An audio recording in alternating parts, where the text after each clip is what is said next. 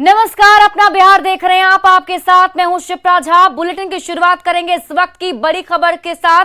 और बड़ी खबर, बीपीएससी का रिजल्ट जारी कर दिया गया है। बीपीएससी पीटी का रिजल्ट जारी हो गया है, जिसमें 11,607 अभ्यर्थी सफल हुए हैं। परीक्षा में कुल 3,20,656 अभ्यर्थी शामिल हुए थे, जिसमें अब रिजल्ट सामने आ चुका है। 11,607 अभ्यर्थी सफल हो चुके हैं। तो बड़ी खबर इस वक्त आपको बता रहे हैं, बीपीएससी पीटी का रिजल्ट जारी कर दिया गया है, जिसमें 11,607 अभ्यर्थी सफल हो गए हैं। तो इस वक्त की बड़ी खबर सामने आ रही है, बीपीएससी पीटी का रिजल्ट जारी कर दिया गया है। आपको बता दें, बीपीएससी 67वीं की परीक्षा में इस बार की अगर बात करें तो करीब 3,20,656 अभ्यर्थी शामिल हुए थे और उसका रिजल्ट अब सबके सामने है, जिसमें 11,000 से ऊपर अभ्यर्थी इसमें पास हो गए हैं। और पटना में कई जगहों पर आयकर विभाग की छापेमारी चल रही है। जिन संस्थानों पर छापेमारी हो रही है उसमें साकार कंस्ट्रक्शन कंपनी भी है, जिससे उद्योग मंत्री समीर महासेठ के रिश्तेदार जुड़े हुए हैं। हालांकि इस कंपनी से बिहार के उद्योग मंत्री समीर महासेठ का कोई लेना देना नहीं है।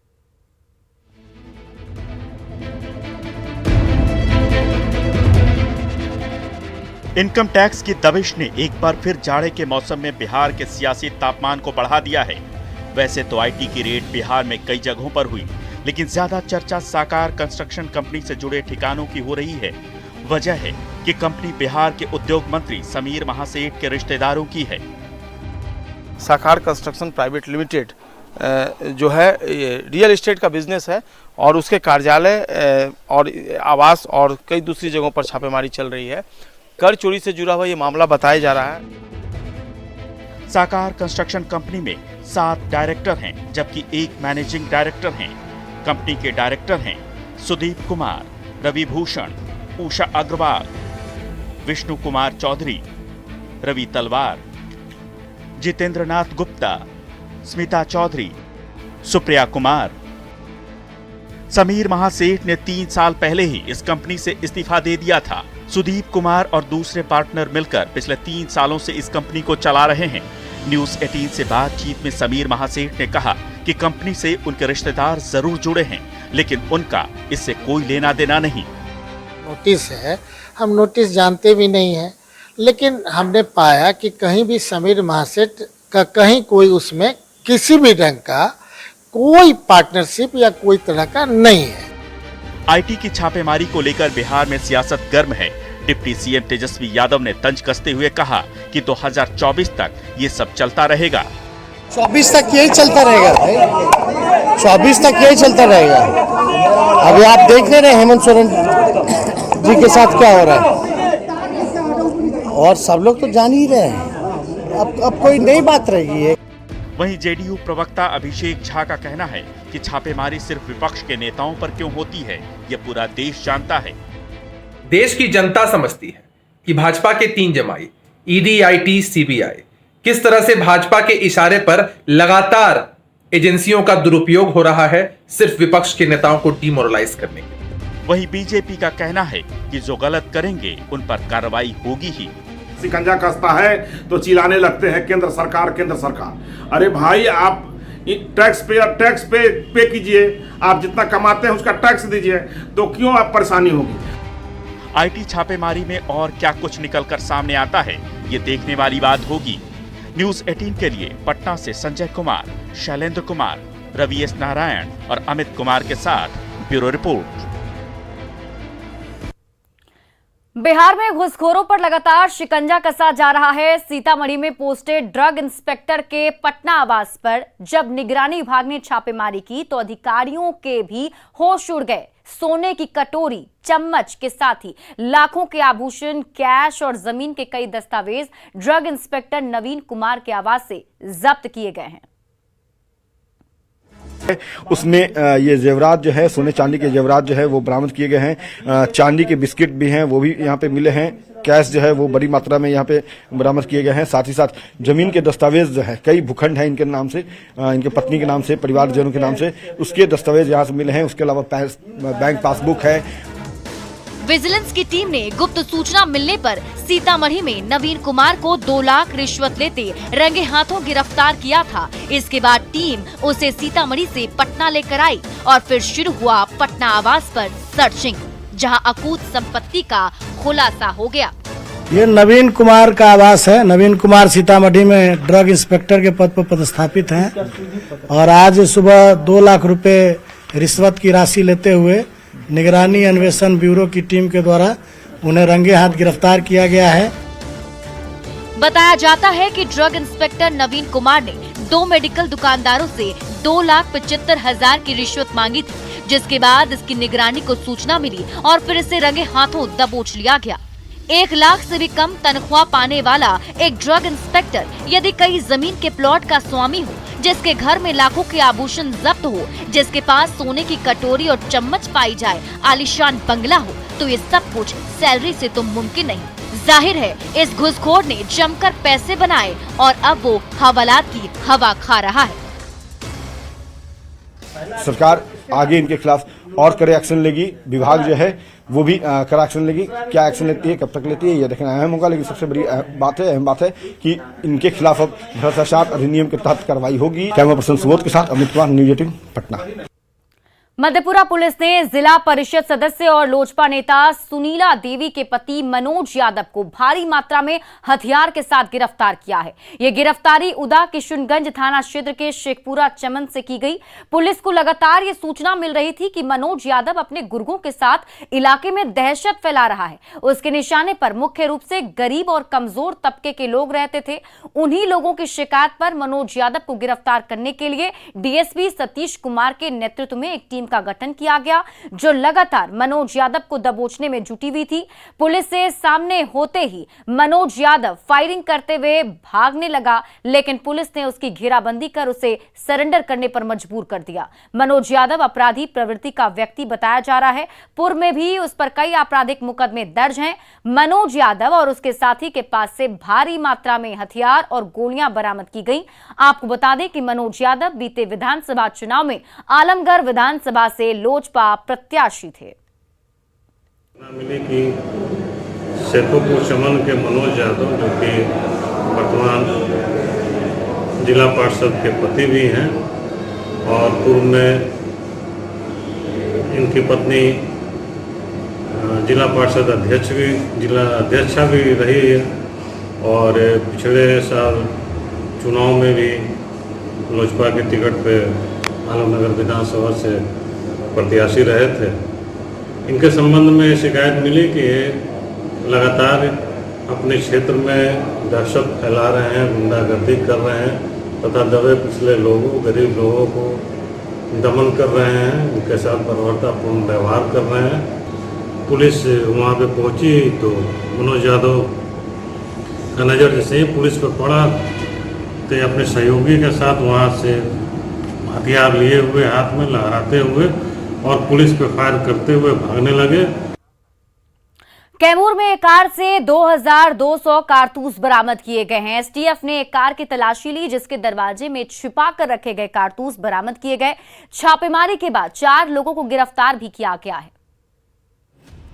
कार से कारतूस की तस्करी,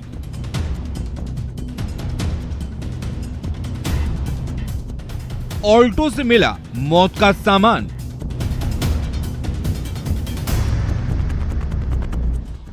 दरवाजों के अंदर गोली ही गोली।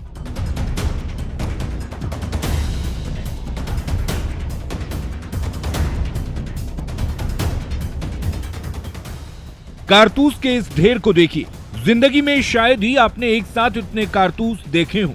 ये कोई 1-2 नहीं बल्कि 2200 जिंदा कारतूस हैं। कारतूस की एक खेप कैमूर के दुर्गावती टोल प्लाजा पर पकड़ी गई, जिसे हथियार तस्कर कार के गेट में छुपा कर ले जा रहे थे। लेकिन एसटीएफ को गुप्त सूचना मिल गई। एसटीएफ की टीम ने जब ऑल्टो कार के चारों दरवाजों को खोला तो सबके होश उड़ गए। इसमें जो मुख्य अभियुक्त हैं उनका नाम सोनू सिंह है, रोहतास जिला के रहने वाले हैं। गाड़ी में अन्य 3 लोग भी थे वो भी रोहतास जिला के रहने वाले हैं। जो मुख्य अभियुक्त हैं सोनू सिंह, उनसे जब पूछताछ की गई कड़ाई से तो उनके द्वारा बताया गया कि उनके घर में भी लगभग 300 राउंड और एक अवैध आग्नेयास्त्र राइफल है। उनके घर पर भी रेड की गई, जो रोहतास जिला अंतर्गत नटवार थाना में पड़ता है।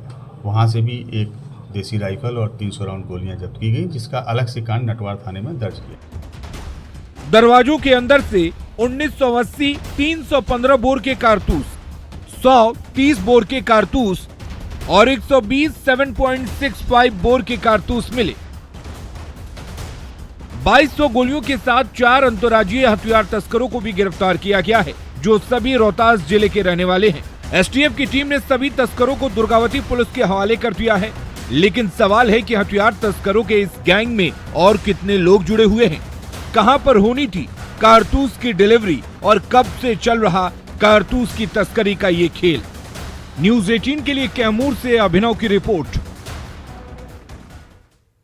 और अब बात पटना विश्वविद्यालय छात्र संघ के चुनाव की, तो अध्यक्ष पद के सभी 7 उम्मीदवारों ने अपनी दावेदारी प्रेसिडेंशियल डिबेट के जरिए पेश कर दी। 19 नवंबर को होने वाले मतदान पर अब सभी की निगाहें टिकी हैं और उसी दिन देर शाम तक परिणाम आने की भी उम्मीद है।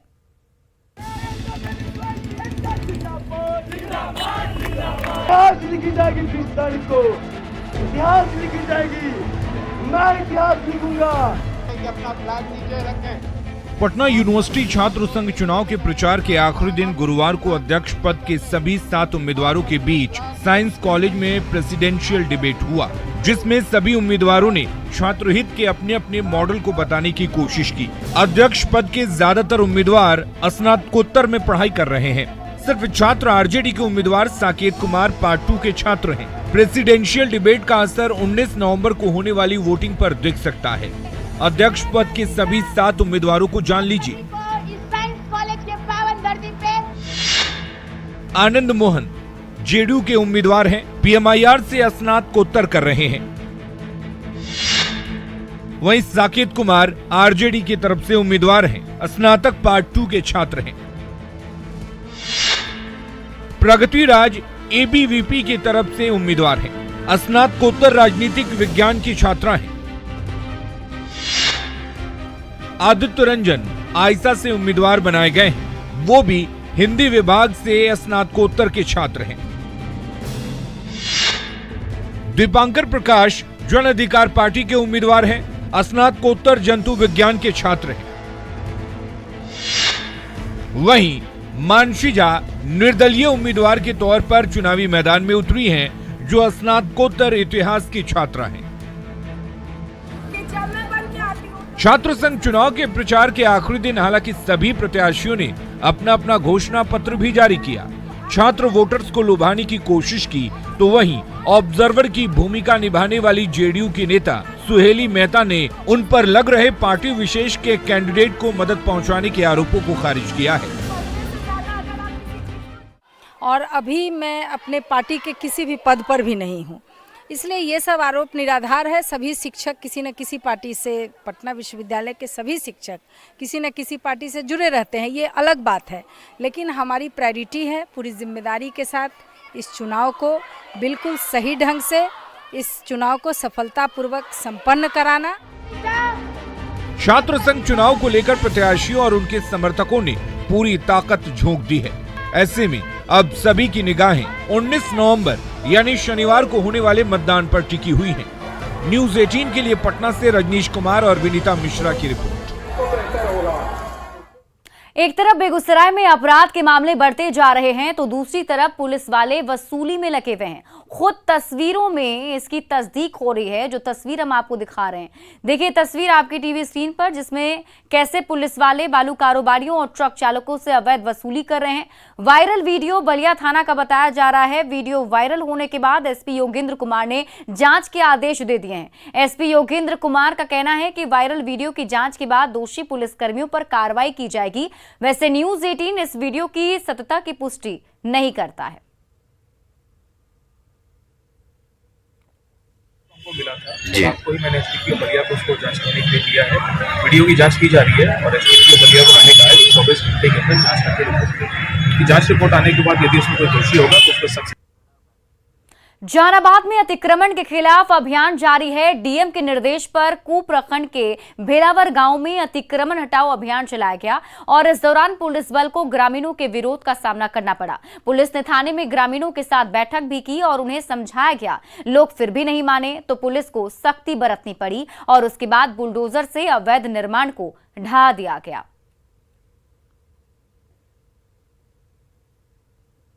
कुछ अतिक्रमण किया हुआ था, गैर मजरूआ आम भूमि थी, उस पर से अतिक्रमण हटाया गया। तो सर इसमें विरोध का भी सामना करना पड़ा क्या? जी हाँ, कुछ लोग ग्रामीण जिन्होंने अतिक्रमण किया हुआ था, कुछ उसमें लैंडलेस हैं, भूमिहीन हैं, उनको समझाया गया कि आप आवेदन दीजिए। जो सब अनुसूचित जाति के हैं, कुछ लोग सुयोग्य श्रेणी के हैं, उनको सरकारी नियम के अनुसार। पटना में एक डॉक्टर पर छेड़खानी का आरोप लगा है। मामला राजा बाजार के निजी अस्पताल का है। आरोप है कि बेहोश होने के शिकायत पर महिला को अस्पताल लाया गया था, लेकिन डॉक्टर ने अकेला पाकर उसके साथ छेड़खानी शुरू कर दी। महिला ने विरोध किया तो घर वाले मौके पर पहुंच गए, लेकिन डॉक्टर ने खुद को कमरे में बंद कर लिया। बाद में हवाई अड्डा थाने की पुलिस को बुलाया गया। पुलिस फिलहाल मामले की जांच में जुटी हुई है।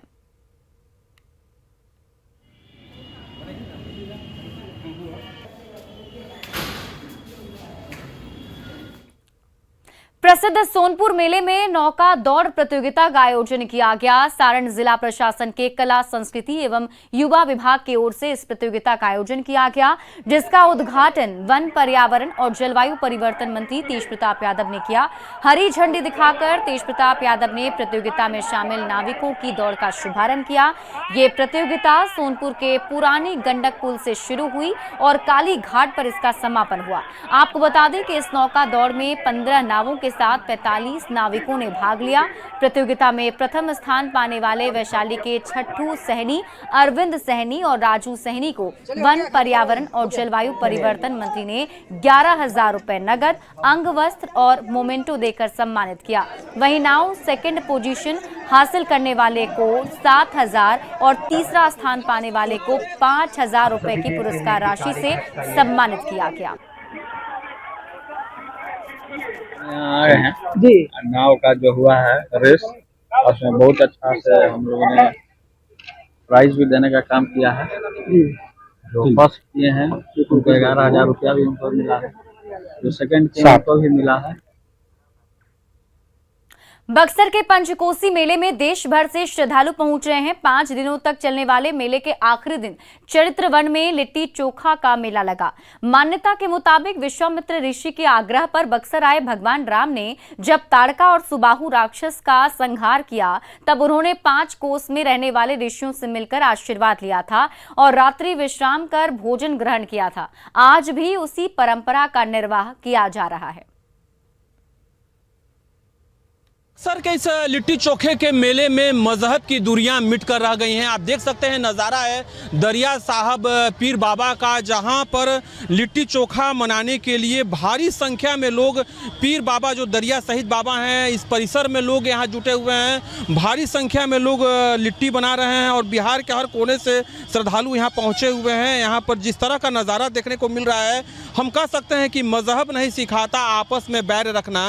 ये जो पंक्ति है, जो ये लाइनें हैं, यह मोहम्मद इकबाल के थे, जिन्होंने मजहब नहीं सिखाता आपस में बैर रखना ये लिखा था। इकबाल, जिन्हें अल्लामा इकबाल के नाम से जाना जाता है, एक कश्मीरी वंश के कवि और अन्य बातों के साथ दार्शनिक थे, जिन्हें व्यापक रूप से पाकिस्तान के आध्यात्मिक पिता के रूप में माना जाता है। और जो आज का ये नज़ारा है, इस लिट्टी चोखे का जो नज़ारा है, बक्सर के चरित्र वन इलाके में लोग मना रहे हैं, तो निश्चित रूप से आज जो ये पूरी लाइन है, जो ये पंक्ति है कि मजहब नहीं सिखाता आपस में बैर रखना, निश्चित रूप से आज ये चरितार्थ होता दिख रहा है। बक्सर के चरित्र वन इलाके में ये जो दरिया पीर बाबा का जो मज़ार है, यहाँ पर सभी लोग जो हैं वो पहुँचे हुए हैं, क्योंकि आज भीड़ का आलम यह है कि सारा का सारा जगह भरा हुआ है, कहीं कोई जगह नहीं है और लोग अब पीर बाबा के जो मज़ार है यहाँ पहुँच करके आज इस लिट्टी चोखे का आनंद ले रहे हैं। पुष्पराज, न्यूज़ 18 बक्सर।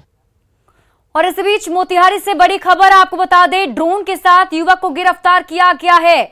बड़ी खबर मोतिहारी से, जहां ड्रोन के साथ युवक को गिरफ्तार किया गया। आपको बता दें कि चीन में बने ड्रोन के साथ युवक को गिरफ्तार किया गया है।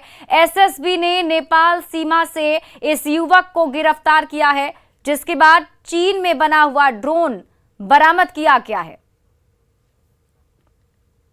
अपराधियों और चोर उचक्कों के पीछे तो पुलिस अक्सर भागती है, लेकिन दानापुर के खगौल में एक नशेड़ी ने पुलिस वालों को ऐसा दौड़ाया कि सड़क पर मौजूद तमाम लोग अचंभित रह गए। हुआ यूं कि खगौल के गाड़ी खाना में पुलिस की गश्ती जीप खड़ी थी, लेकिन जीप के पास एक भी पुलिस वाला मौजूद नहीं था। ऐसे में नशे में धुत एक युवक सीधा जीप में जाकर बैठ गया और उसे स्टार्ट करके फरार होने लगा। पुलिस को जब अपनी लापरवाही का एहसास हुआ, तब तक जीप युवक लेकर आगे बढ़ चुका था। सीसीटीवी कैमरे में कैद हुई इस तस्वीर में आप खुद देख सकते हैं कि जीप के आगे बढ़ते ही कैसे पुलिस वाले उसके पीछे भाग रहे हैं। और फिलहाल इस बुलेटिन में अभी के लिए बस इतना ही। आप देखते रहिए न्यूज़ 18 बिहार झारखंड।